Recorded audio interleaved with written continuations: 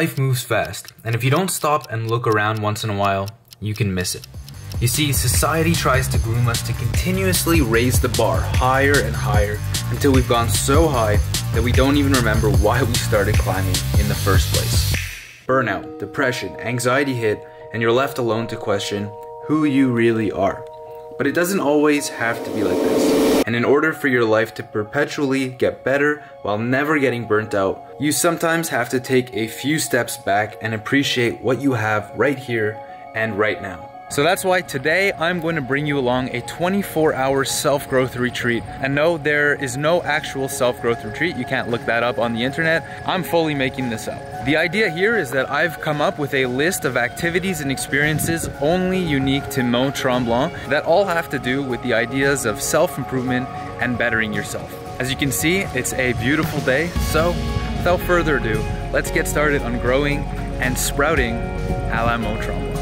Now, in order for this self-growth retreat to be as effective as possible, there are really two rules that I'm going to stand by. Number one is I'm actually not eating anything for 24 hours. So I'm going through a 24-hour fast. After I completed my own 3-day fast a few months ago, I realized just how much more beneficial my productivity and my mental clarity was when I wasn't consuming anything. Rule number two is to keep somewhat of a digital detox today. So essentially, I'm trying to not use my phone as much. And now you're gonna see throughout this video that the self-growth retreat isn't just me sitting at home and relaxing and practicing self-care. It's actually an action-packed day with a ton of different adventures that have their own purpose for self-betterment. And so we're not really gonna be on our phones the entire day so that we can limit as many distractions as possible. So it only makes sense that the first thing we're going to do today is get an early morning workout session in. Now, the way this actually will differentiate from most workouts is all of it is going to be done outside. Studies show that physical activity outdoors actually lowers your blood pressure and your heart rate. So what that means is that exercise outdoors makes you less stressed, less anxious, and increases your overall happiness, which in turn makes you more confident and helps you have a better day. That feels awesome. There's nothing like getting a workout in, especially when you're in the countryside. But the workout is not just limited to the park and the runs.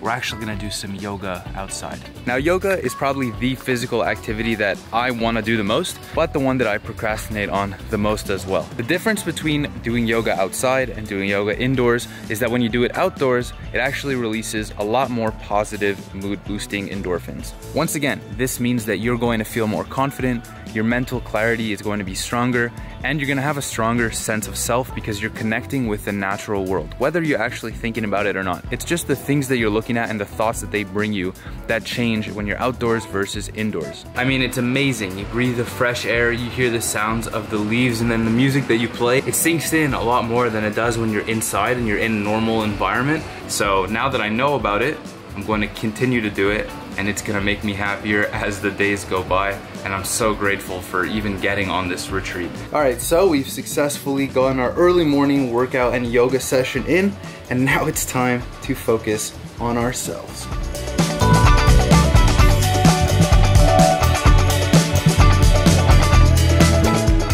It's time to do something that is probably one of my favorite activities of all time, but also something I rarely ever get to do, and that is to have a spa day. Now today, as part of the self-growth retreat, I'm actually going to my first spa day alone. I've never done this before by myself, and so right now, I'm gonna take a few hours out of my day, who knows how long to be honest, and I'm going to focus on myself and my own mental health.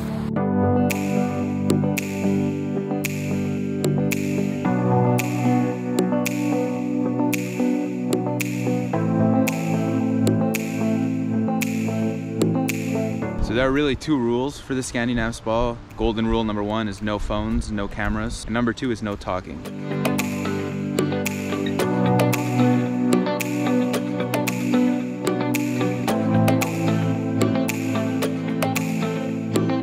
In Canada, most of us actually have the ability to book spa appointments as part of our insurance programs at work. So besides the fact that you can literally get reimbursed for this, you should also do a spa day to recover your muscles, like the hot and cold therapy that I'm doing here.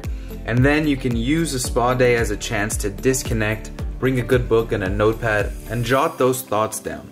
We tend to continuously do and do and do in life, but the real change happens when you allow yourself to take a step back and reflect on why you're doing what you're currently doing. Well, that was amazing. I feel so much more refreshed, re-energized, better sense of clarity, and just taking my time. I think I've actually been here for 4 hours, so I really did not rush anything, and that's how it should be when you're taking some time for your mental health. All right, so we just finished up with the spa. We got a little bit of mental clarity. We were lying down, we were relaxed. Now let's get a little bit more energetic.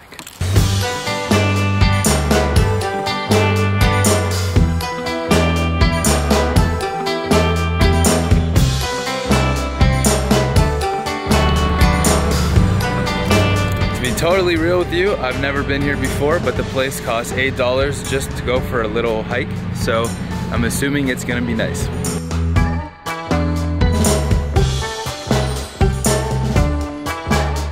The next part of this self-growth retreat is going to be a mixture of exercise and self-reflection. Now I know we just did the spa, and I know that that has a lot to do with self-reflection, but that's kind of what the whole purpose of a self-growth retreat is. And so in this case, I'm going to be undertaking an activity that is called forest bathing. So forest bathing actually has nothing to do with bathing. It's just another term for forest therapy. And the idea here is that it's an exercise that really pushes you to take in your surroundings, to be in a forest and actually just take it all in and understand your senses.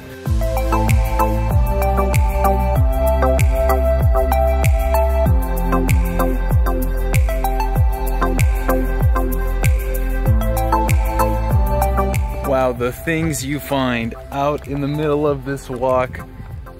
Push up and pull up station. Yeah, I mean, how can I not?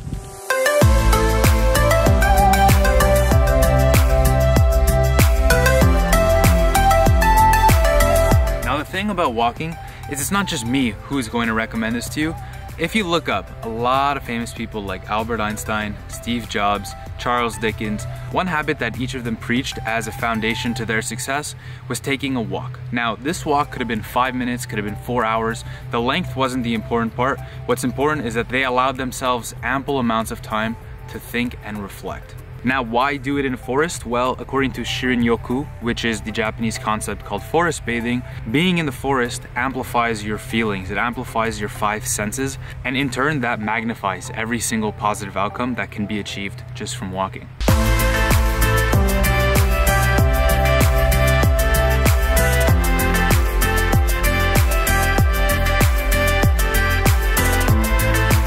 Now, up to this exact moment, besides the workout, the day has been relatively quiet, relatively reflective.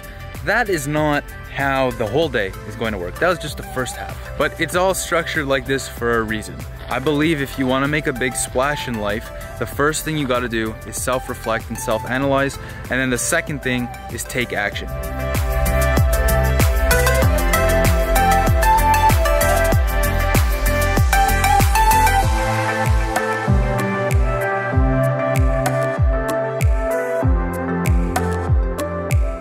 Now, it's not so much the luge that scares me, it's that, the chairlift. Chairlift, man. It stopped me from doing the luge ever since I started coming to Tremblant. All my family would do it, but I wouldn't want to try the activity because I was too scared to get on the chairlift and go up the mountain. The more I think about it, the more I realize that fears are usually just irrational.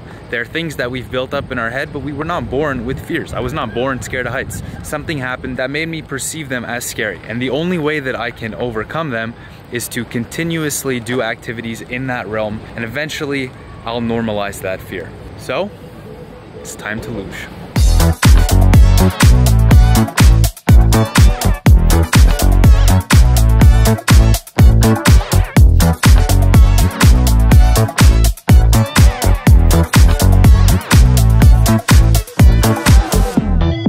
Okay, so we did the luge, and let's be real here. The chairlift and the luge are not really an activity that is going to help you overcome your fear of heights. Yeah, it's a start, but it's a start.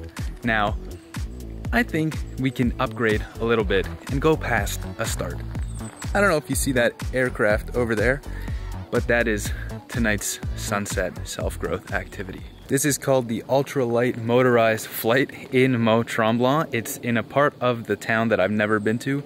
It's an attraction that I've never heard of, but it's on the website and it looks absolutely extreme. It looks absolutely sick, and I'm scared, I'm petrified. I've been nervous all day since I booked it. But you know, those things that make you nervous, those things that make you feel all jittery, those are usually the things you learn from the most. So you're not allowed to film and bring your camera, obviously, in case it falls off. So I'm gonna put the camera away and let's see what happens.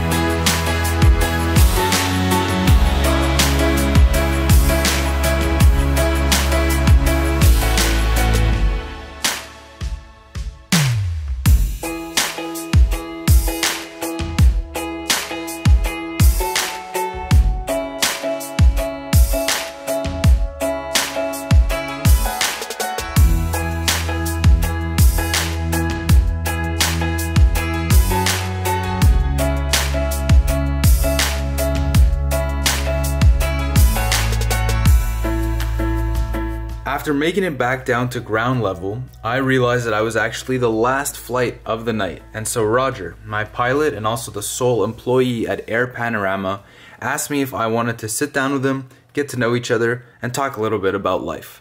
Obviously, I wasn't going to pass up the chance to meet someone new.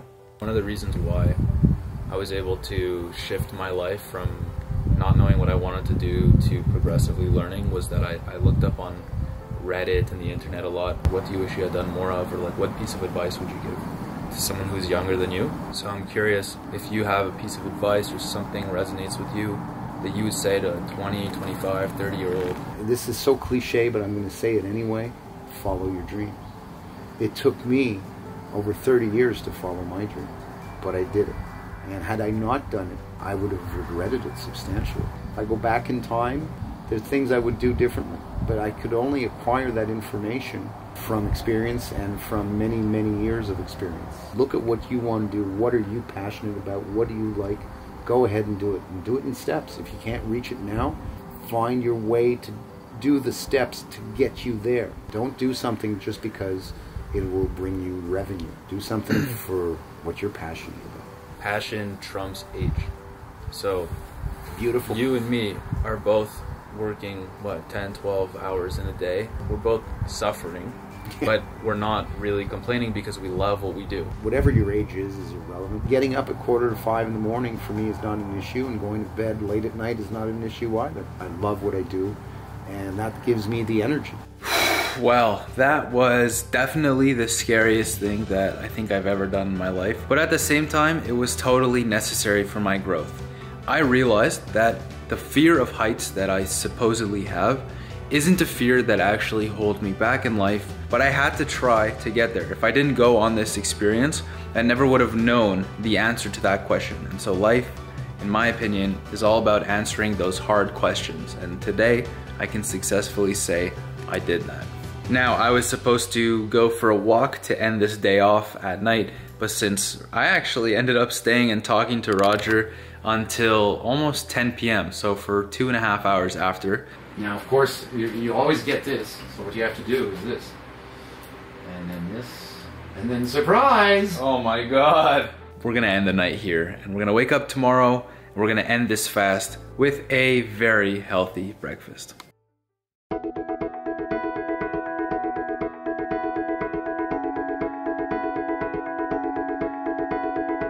Okay, so we are ending the fast and the self-growth retreat off with one more healthy activity, and that is to find a local farmer's market here in Mont Tremblant, explore it, buy a few ingredients, and break the fast with a nice, healthy, and sustainable meal. And all the products that come from here are plant-based. They come from the farmers around the area, so they're local, organic, well-sourced products. It should be a point in each of our lives to eat more sustainably, more environmentally friendly, and more plant-based. And what better way to explore a city than to go to a farmer's market where you get the best of both worlds. You get to support local, and you also get to explore some healthy options and put them into your body rather than going to McDonald's or something like that.